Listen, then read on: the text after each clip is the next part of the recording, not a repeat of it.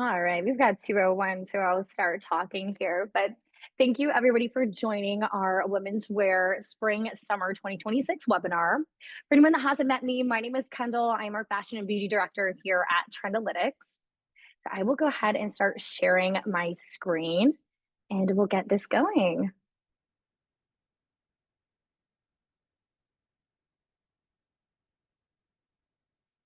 All right, so this is our Runway to Retail Spring Summer 2026 webinar.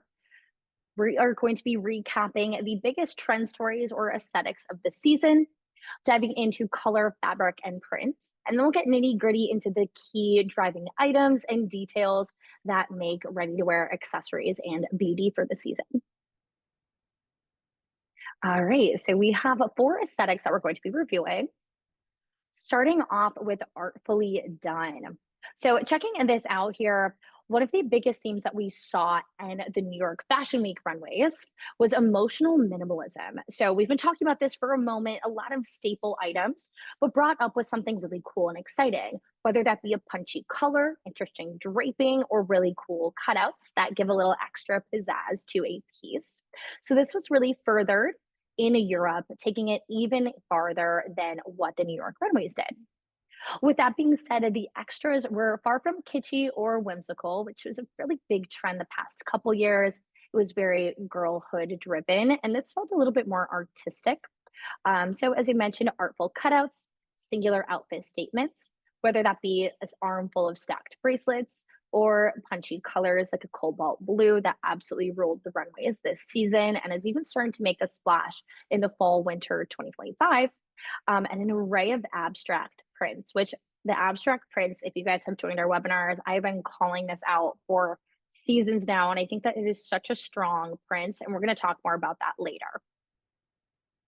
Second is working for it. So there's a big comeback to workwear. But what's interesting about it is the different iterations that we've been seeing that were really tailored to a house's DNA and also really varied between each major fashion capital. So, for example, Loewe played with a very sculptural structure to their silhouettes. So, looking in, there was in the bottom left hand corner here, this blazer, that waist was just so good, paired with that wider, bigger volume sleeve. It looked amazing. And then there was a lot of play within the 80s. So Versace, Fendi, Saint Laurent all gave us different iterations of office wear of the 80s. Lots of punchy primary colors, big voluminous silhouettes, and even higher waistlines that we saw in Milan versus some of the other fashion capitals. Miu Miu also took us down to some darker days of women's history, which was interesting. So, yes, still workwear, but in different iterations. You could see this apron down in the right bottom corner was very interesting. And they really dove into a muted color palette, which we saw a lot of the muted colors more so in New York, but Miu Miu tapped into muted colors. And they had some bright punchy ones as well, but was really grounded in more of these steel blues and grays and olives. Meanwhile, in New York, the ties were the ultimate accessories, seen at very buzzy runways like Ralph Lauren and Coach. And just to touch on that here while we're on the topic of New York versus Europe, this was one of those seasons where New York was incredibly different than the rest of Europe. There are going to be through lines, and that's what we are calling out here, but was very interesting. You know, some seasons all four major capitals really feel like they're on the same page, and others you feel like New York is hanging out in its own world while the rest of Europe is doing something completely different. And this was one of those seasons. All right, so getting us into our third story, calling this out as a Riviera romance. Of course, there's always a romantic kind of feminine trend story that shows up, but the iterations of what exactly it looks like each season does differ. So this season, the feminine touch was undeniably elevated. So same thing going back to that artful lens, where in seasons past it was very kitschy, very Gen Z, very girlhood. This felt extremely elevated. I felt like I called that French Riviera. It was giving like summer romance, these beautiful ruffles, gorgeous florals that felt very vintage.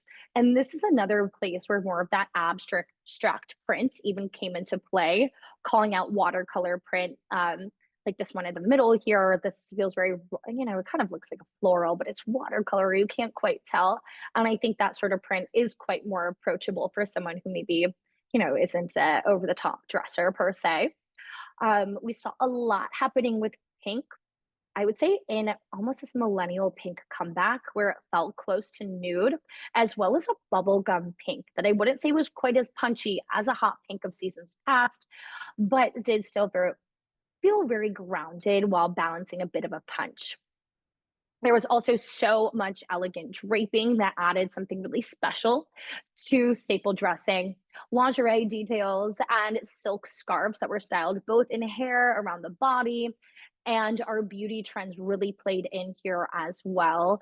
Looking at undone, tousled hair, very skin forward base makeup rather than heavy contours in rosy hues that I think are a great evolution from the berry hues that we saw on the fall 2025 runways.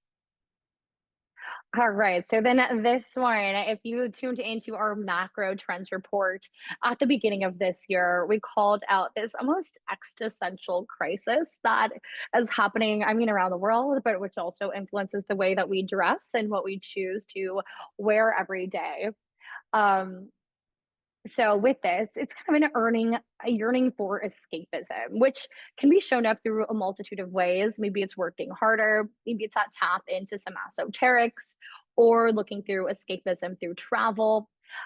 In New York, Off-White took a very sporty lens here and also had in some debatable political stances within their collection, which was interesting.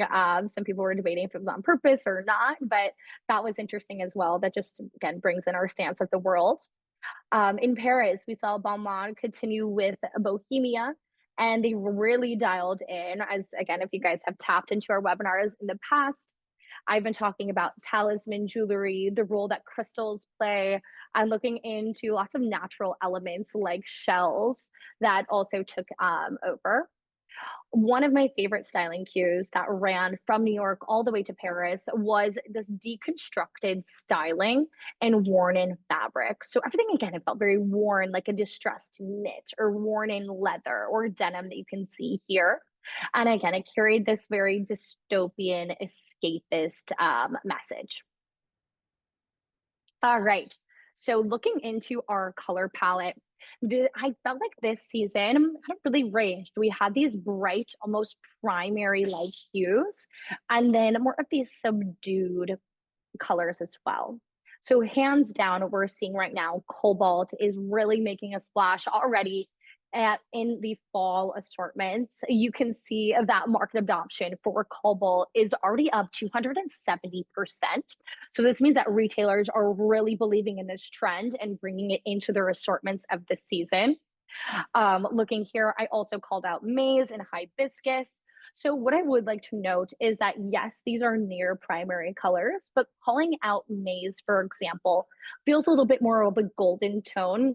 And hibiscus, think of this as just a little lighter or almost like syrupy tone to the red. So it's not as opaque as a punchy primary red, but it feels like it almost has the ever so slightest orange tone in it from time to time.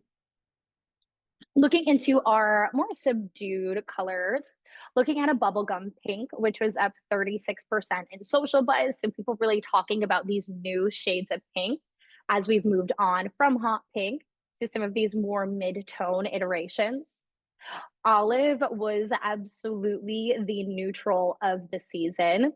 It was up 41% to last year in searches. So people are really, really looking for olive already this fall. And we can assume that this will absolutely continue into next year. And then lilac, seeing this as another really fun pastel that we actually saw hold very strongly within beauty last season. Pastel eyes were such a driving runway trend that we're seeing lilac come into ready to wear this season. And of course, that feels very aligned with spring summer. All right, so let's dive into our prints here. So as I've mentioned already a couple times, this non-print might be showing up as something that's very artful and abstract, or also a different play on like a watercolor floral. So I love this example from Prabal in New York. It looks beautiful.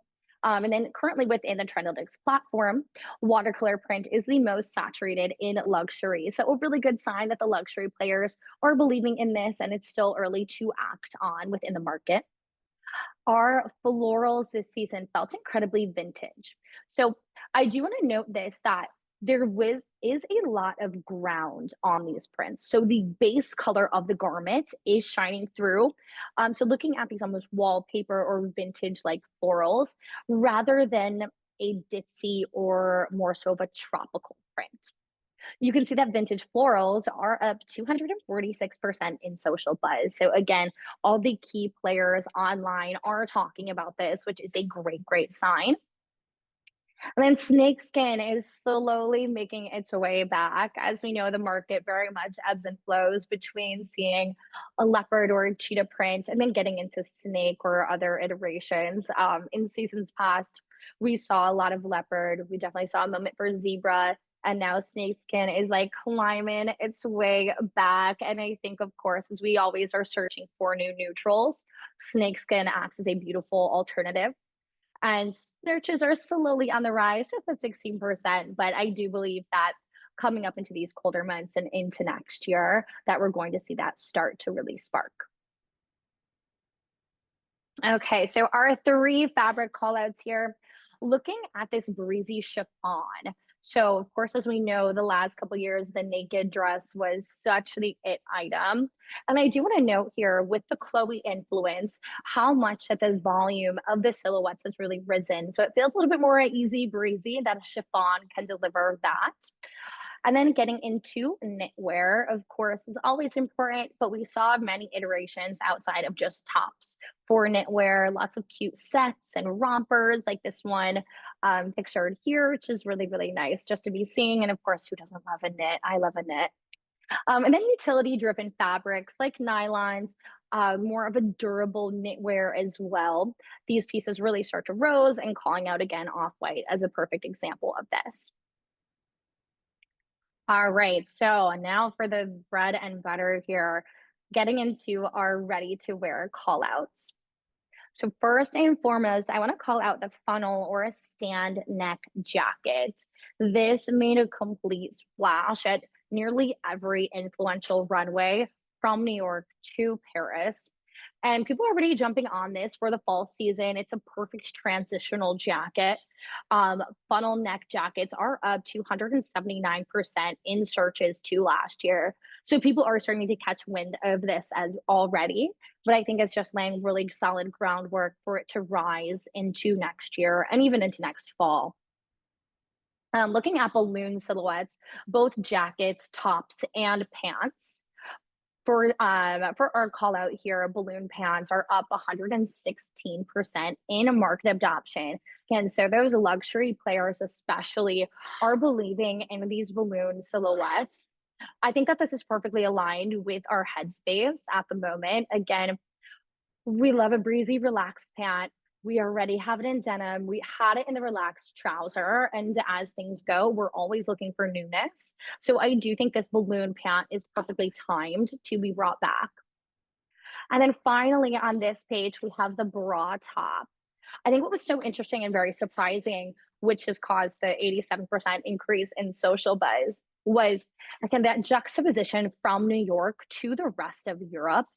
What was interesting that these silhouettes in New York were extremely covered up with so many higher necklines, long sleeves, and it felt surprising for a spring summer season. So then looking into Europe, bra tops were everywhere. And again, even paired back to a suiting moment like this, but still showing skin. So it was a very different mindset that we saw continue on from London to Milan and to Paris. Okay, the number one styling cue that was on the runway was contrasted colors. This was true from New York to Paris. So this is where one that everyone can agree on here. Bold colors, Versace in particular, really ran this through their styling throughout the entire collection. And as I mentioned too, the 80s fallout, I mean, 80s into 90s, like even the seafoam green, like very, it's very cheeky, very camp, but lot very cute. And I think this is one too to consider your customer with. Maybe it doesn't have to be as a big scale as Versace's doing here, where it's through the entire outfit, but how can you play with this on a smaller scale that she can still act into that trend without going full in if color in that manner is a little intimidating? Okay, so getting into our trench variations. So if that funnel neck jacket is not quite the thing, looking at lightweight trench coats in a variety of cuts is going to be such a winner here. And I think that there's so much to play with. Again, from color to adding belts to your cuts. I say that this waist cut or more of a cropped iteration of the trench coat is going to be a very big winner. So excited to see that continue to play out. You can see with trench coats just in general, not even including all of our different trend updates, but just lightweight trench coats in general being up 150%. 157% in market adoption is a great number to be seeing. And so that lays an incredible groundwork for us to continue to evolve from into the upcoming seasons. Okay, and then this again was across markets, but I would say was the strongest in New York was the rugby and polo top. So looking at collars, it felt very varsity. It also could be done in like a preppy manner that, of course, resonated so well in 2025. Rugby polos are up 143% in market adoption as well to last year. So these colored shirts are really starting to rise and again allows a lot of room to lean into your brand DNA to pick what colors, what fabric pairings and details that you want to drive into. Okay, and then finishing off ready to wear that dramatic draping. This is what we really called out within that Riviera romance story, but played out throughout, you know, every one of those aesthetics that was mentioned. And I think getting creative with it, right? We're right now looking at some bestsellers on like the going out knit tops. We're seeing a lot of that just like across the body drape. Maybe it has a boat neck, maybe it's asymmetrical. But I think this example by Zimmerman is so beautiful. It's incredibly well done and it can be acted on in a variety of fabrics. And again, depending on your occasion and your brand DNA here as well. Okay, so deconstructed pieces. Another one that was very, very present, as we mentioned, from New York to Paris. Continuing to see this rise and done in creative ways where this could be very small scale, or you could go from head to toe, like this Jason Wu example. And then lastly, the worn in look. Say that we start to see this within bomber jackets, within leather this past year, but this is continuing to grow within distressed knitwear in general. This Ferrari example is really, really cool, gives that dystopian vibe. And its distressed knits are currently the most saturated within the luxury market. Again, a great indicator of an early trend that there's still plenty of time to be actioning. All right. So the most exciting accessory across the board was hands down the oversized Sunny. I don't know if we saw a singular small sunglass on the runways. I'm sure there were, but oversized really took the cake here. And they're currently up 119% in searches. So people are acting fast, already looking for this. You know, accessories are so easy to add into to upgrade the look that you are already wearing and just add in that extra of the moment flair. Then looking more into framed and structured bags. So this was huge on every major player and accessories from a Stella McCartney to a Tory Burch, all the way out to Fendi. Like this was so the silhouette to be watching. And again, it can vary on your brand DNA, right? But structured bags in general are up 32% in searches to last year. I also do want to call out the bowling bag as another really nostalgic and fun player that made a really big appearance, especially in New York. Okay, and then getting into stacked bracelets, this statement bracelet was like, again, the key jewelry item of the season. It was really fun to see designers playing with this and stylists having fun at the different iterations at the shows to see how they brought out this trend that we haven't quite seen in a minute. So this was a really fun one. As you mentioned, ties were the it accessory in New York. They're up 44% in social buzz. There were so many articles, Instagram posts, TikTok posts that were calling out ties. And I think again, this leans very Gen Z. And it was a cool way to see how it was done. Is as you can see over with this Coach example, not all of them were just a true like around your neck tie. This one is kind of constructed. We saw it even as within a belt. So fun one to play with here. And then looking into a pendant necklace. So over the stacked bracelets, the pendant necklace is the next one to be watching. And people are searching this up a storm. They're up 886% in searches to last year. So again, another quick one that people can action on, and they're searching for this already. Lastly, I want to get us into our minimalist slide sandal. I'm rolling this all up into one where there's different takes on just a flat, practical shoe. After she's already, getting a little bored of the ballet flat, what can be next? That isn't necessarily a loafer, as I don't think that fits for everybody's personal style, but a slide, a slip on that is more minimalistic can be adapted to different people's personal styles. So love this example from Bottega. And of course, as we know, they rule so much within accessories. So great ones to be looking at for inspiration and to act on here. And mule slides, for example, again, they're most saturated within the luxury market. So that great indicator, there is plenty of time to be actioning on this one. This is early. All right, let's finish this out with beauty here. So the most talked about hair trend of the moment, absolutely the side part. There was already whispers of this happening earlier this year, people talking like, oh, is the side part so millennial? Maybe. But then the runways and also the Victoria's Secret fashion show, they all had side part blowouts. And now I'm seeing it blow up. More and more people on TikTok are talking about it. So certainly one to be watching here. And searches are increasing up at 31% last year. There was a lot of play within statement making lashes. So this is again a really fun that I think a lot of beauty retailers and brands can be elevating in their assortment to just have some fun, especially around the holiday time or into summer vacation for next year. Fake lashes in general doesn't necessarily need to be crazy statement making, are up 13% in searches to last year. But I think this could be a cool opportunity to add in some different fun options to your assortment. As I mentioned, rose shades making their comeback.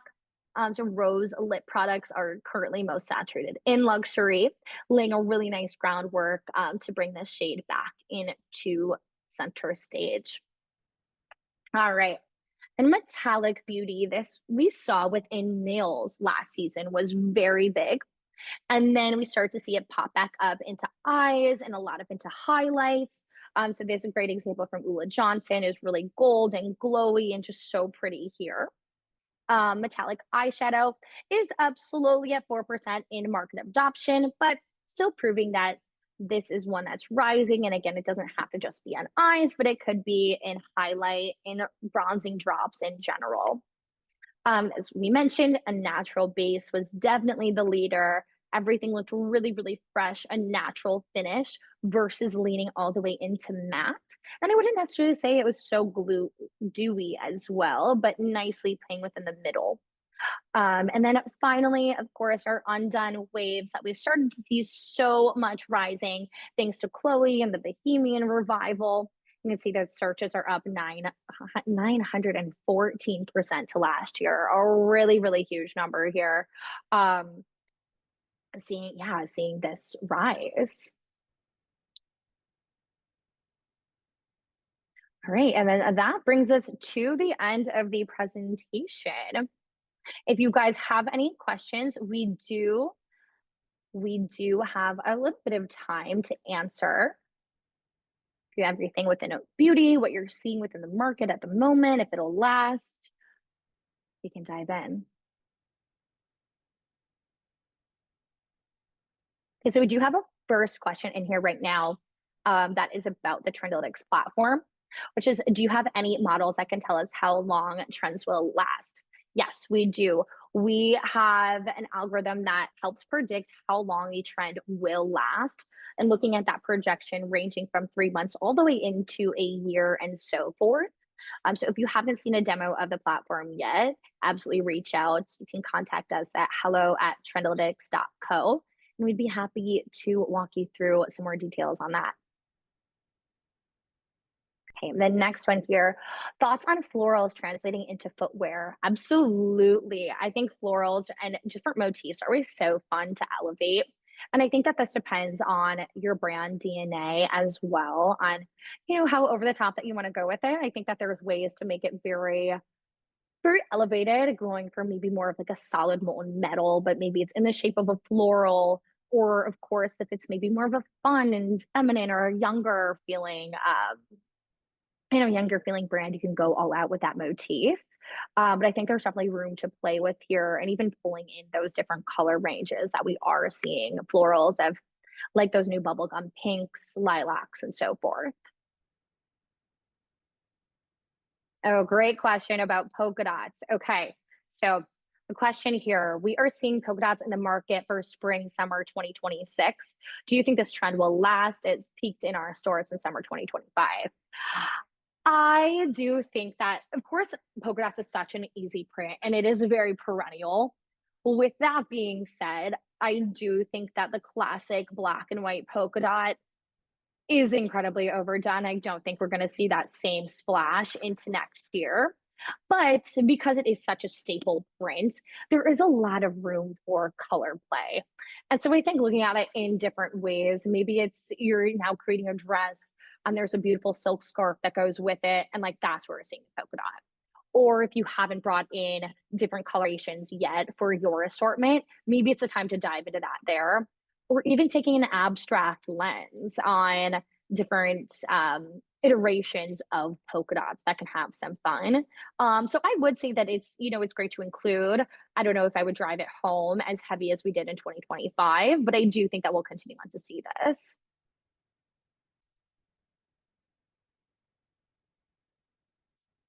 All right. Or let's chat quickly about denim and its evolution. Yes. Okay. So there was a lot of denim on the runways this season. I definitely would feel like it was at a higher percentage in Milan and Paris, that of course are a little bit more elevated of cities rather than New York and London, where we get a little bit grungier, a little bit more emerging here. So I actually was like very impressed at that. With that being said, it was very this nice balance of, it felt just perfectly tailored, and maybe even there was a darting on it, but it was still relaxed. So it felt like of course, I haven't seen everything up close and personal, but it felt like a softer hand. And I thought that that was quite interesting.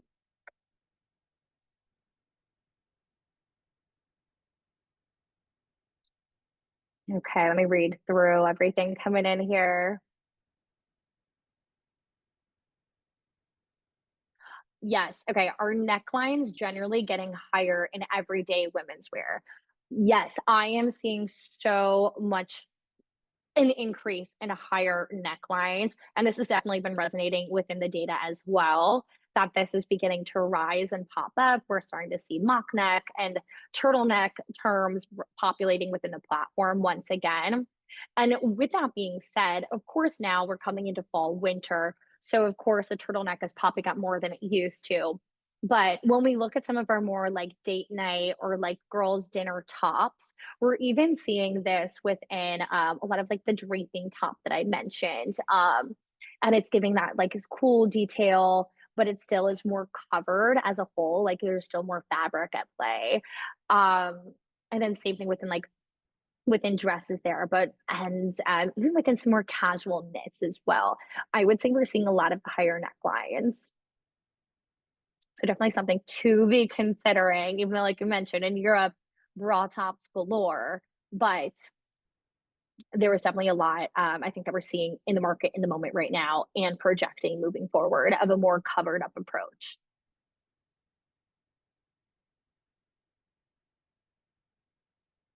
Okay, a question here of aside from the stacked bracelets and pendants, any insights on earrings or hair accessories? Yes, I would say earrings were not necessarily something that we haven't seen so far. Continued to see knocker earrings, still statement earrings that felt very sculptural, molten metal, plays with gemstones. So I would say a continuation really of what we've been seeing.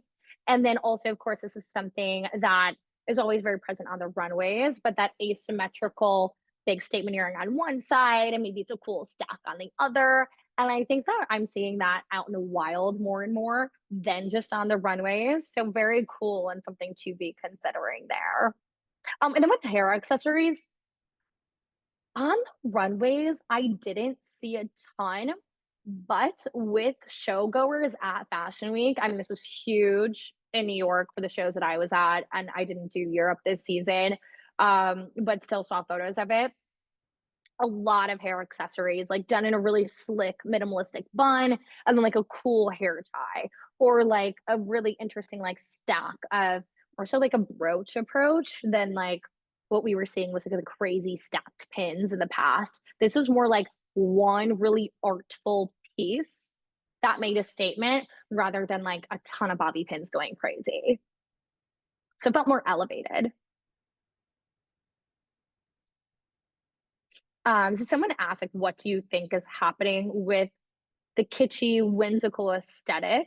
Are we still seeing this as important? So I think overall, not so much. Um, Look, there's always escapism. There's always a customer for kitsch and whimsy. I do think that the tone of society is a bit more serious. And so in turn, so does dressing.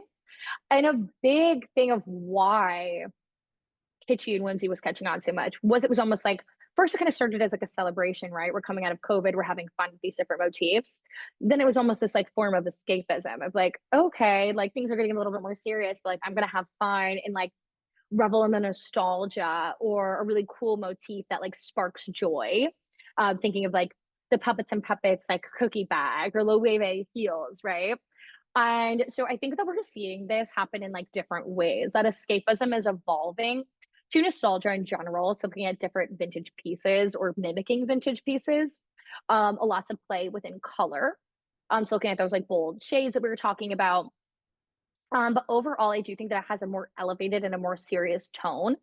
Um, but I still do think that there's ways, again, to have fun with fashion. We always still have fun with fashion, right?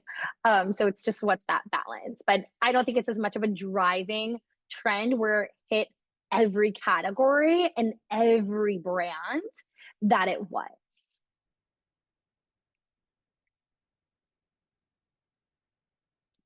All right, guys.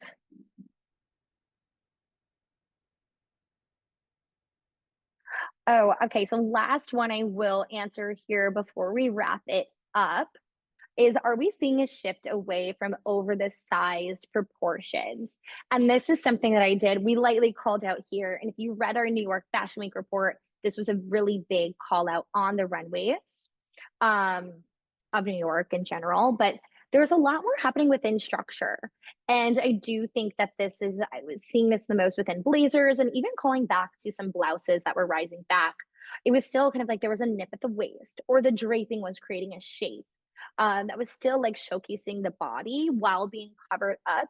And so I think it's a balance in it, showing this off in a new way. Looking back at the fall 2025 season, we saw shoulder pads coming back. And so I think with this volume sleeves, volume pants, but at the same time, there's still a showcasing of some tailoring, whether it is through a draping or literally through suiting and tailoring coming into play. So something to think about. I do think that the oversized aesthetic, we always like comfort. We always love a relaxed aesthetic is so important. But what's that balance there? All right, guys, thank you for these awesome questions. This is really absolutely, hopefully, hopefully this was helpful in planning on market for 2026 and projecting out into fall 2026. We will have our forecast for fall 2026 and 2027 out shortly. So that'll be coming out to you guys in the next 2 weeks. If you are a Trendalytics client, we were going to have the platform updated with filters. You can check out all of these trends mentioned within the webinar and our report that has even more trends and data coming out shortly to you this week. As I mentioned, if you have any other questions, feel free to request a demo on our website or send an email to hello@trendalytics.co. And we're excited to connect. Thank you so much.